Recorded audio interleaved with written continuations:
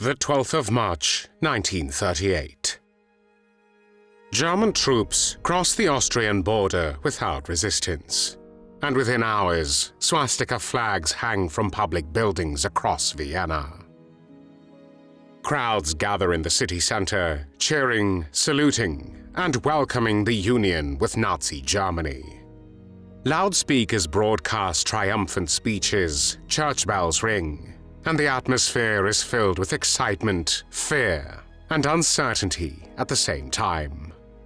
For many Austrians, this moment promises opportunity and advancement within the expanding structures of the Third Reich. For others, especially Jews and political opponents, it marks the beginning of exclusion, humiliation, and persecution. In this rapidly transforming city, careers are reshaped overnight, loyalties are tested, and ambitious young men who had already committed themselves to National Socialism see their path suddenly open before them. One of them is a young man who will soon play a central role in the machinery of deportation and death in Central Europe. His name is Siegfried Seidl. Siegfried Seidl was born on the 24th of August 1911 in the town of Tulln an der Donau, then part of Austria-Hungary. He grew up without a father, who went missing during the First World War, which began on the 28th of July 1914. After the war ended in November 1918, Seidl lived in a society that was shaken by the collapse of the Austro-Hungarian Empire. The newly established Austrian Republic experienced political instability, economic crisis, and deep divisions between the political left and right. Like many young men of his generation, Seidl was drawn early to radical nationalist ideas. On the 15th of October 1930, the 19-year-old Seidl joined the Nazi Party with party number 300,738, and in September 1931, he entered the SA, the Nazi paramilitary formation that used violence to intimidate political opponents. In May 1932, he transferred to the infamous SS, another Nazi paramilitary organization that would become responsible for repression, racial policy, and the concentration camp system.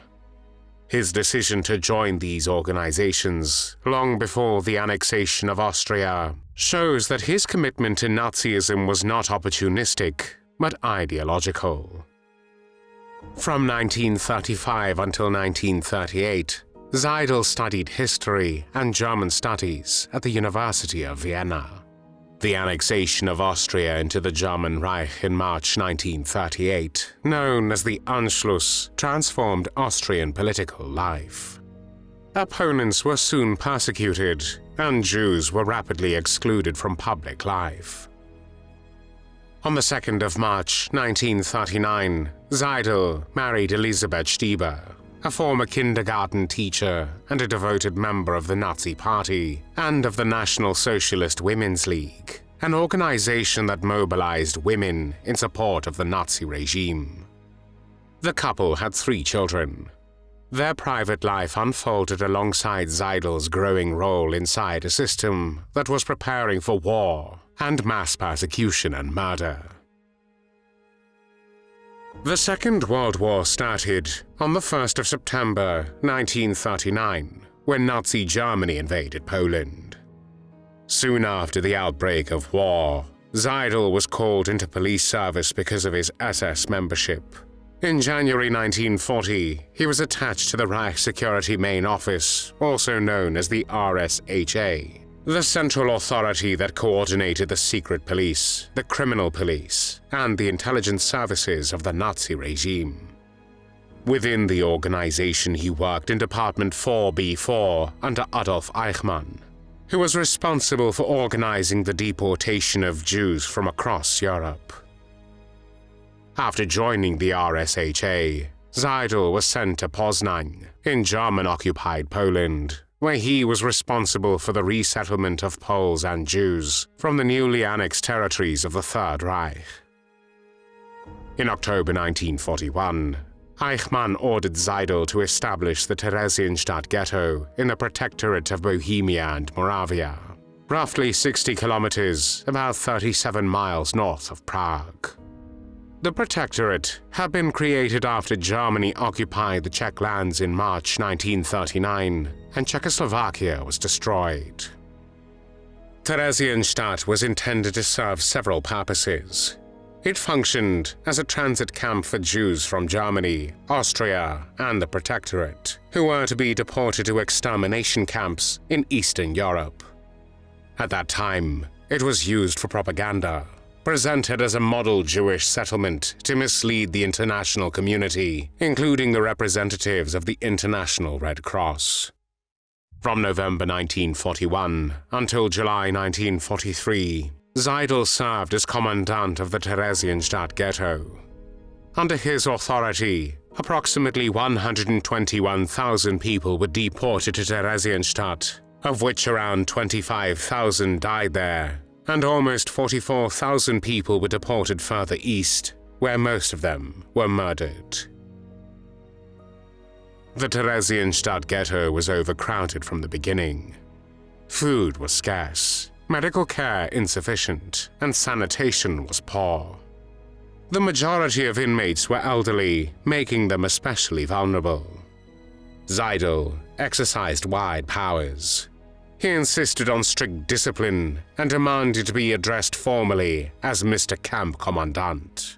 He shaped the early regulations of the camp and also used his power to ban heating or lighting in the barracks, measures that had devastating consequences for the old and sick. People over 70 were assigned to cleaning duties, and those who disobeyed orders risked torture or inclusion on the next transport to the east. Witnesses described Seidl as elegant and outwardly cultivated, interested in music and stamp collecting.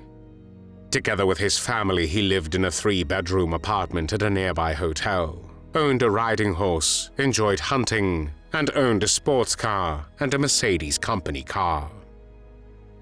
This contrast between his private comfort and the suffering within the camp reflects a wider pattern within the SS leadership. Many perpetrators combined bourgeois lifestyles with direct participation in persecution and mass murder. Seidl was also often present during the arrival of transports. Survivors testify that he used a whip to force exhausted prisoners to move faster. Once, Seidl beat the blind invalid war veteran named Oskar Löwy with a riding whip and punched him in the face so hard that his prosthetic eye broke. The only reason he beat him was that Oskar asked him about the possibility of storing his luggage in a locker. On another occasion, he had a prisoner named Arthur Müller who arrived in the Theresienstadt Ghetto on the 13th transport from Vienna, beaten so severely that he died a few days later. Müller's offense was that he had played a role in the sale of his parents' mill. Under orders from Eichmann, Seidl also organized the public hanging of 16 Jews accused of smuggling letters outside the camp. He carried out the order without hesitation. In the autumn of 1942, when thousands of elderly prisoners died, he reportedly commented that the clock was ticking correctly, a remark that revealed his indifference to mass death. On the 3rd of July 1943, Seidl was transferred to the concentration camp Bergen-Belsen in northern Germany. At that time, the camp was still developing and held relatively few prisoners compared to its later overcrowded state.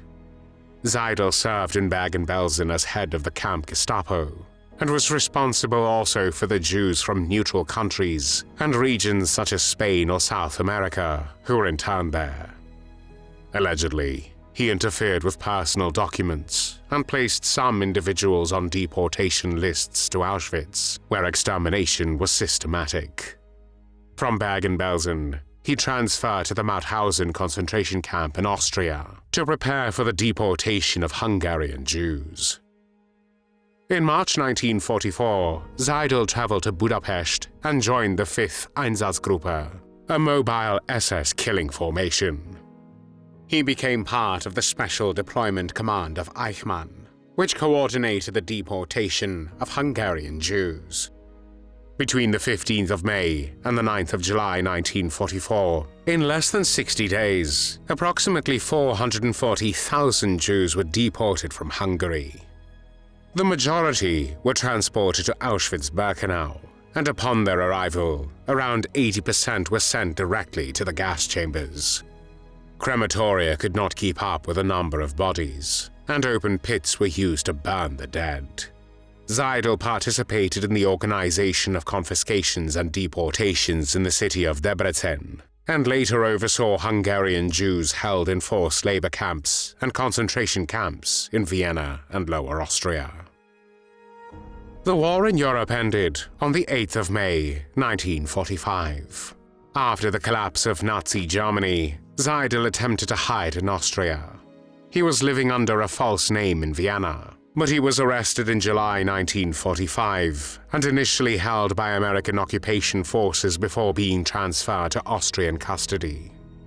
Czechoslovakia requested his extradition because of his crimes in Theresienstadt, but Austrian authorities refused, arguing that many victims had been Austrian Jews.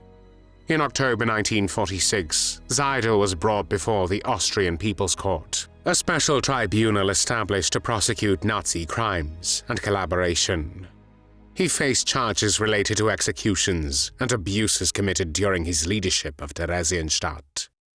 He was acquitted of specific murder counts, but convicted of high treason and crimes against humanity. During the trial, he first claimed that he had only followed orders, a common defense among former SS officers. Later, he admitted his part in the atrocities, and as a consequence of his wartime crimes, the doctorate he had received in 1941 was formally revoked. Seidl was sentenced to death and ordered to forfeit all of his property. After hearing the verdict, he calmly bowed, but he turned pale and started trembling. In the days that followed, he begged for mercy, despite having shown none to his own victims. Even his wife and mother petitioned the president for clemency, saying he had 3 children. However, the petition was rejected. On the 4th of February 1947, at 6 o'clock in the morning, the 35-year-old Siegfried Seidl was hanged in Vienna. As the noose was placed around his neck, Seidl told his executioner he was not sorry for the Jews he had killed, and that he had nothing to regret. He was pronounced dead 7 minutes later. Thanks for watching the World History Channel.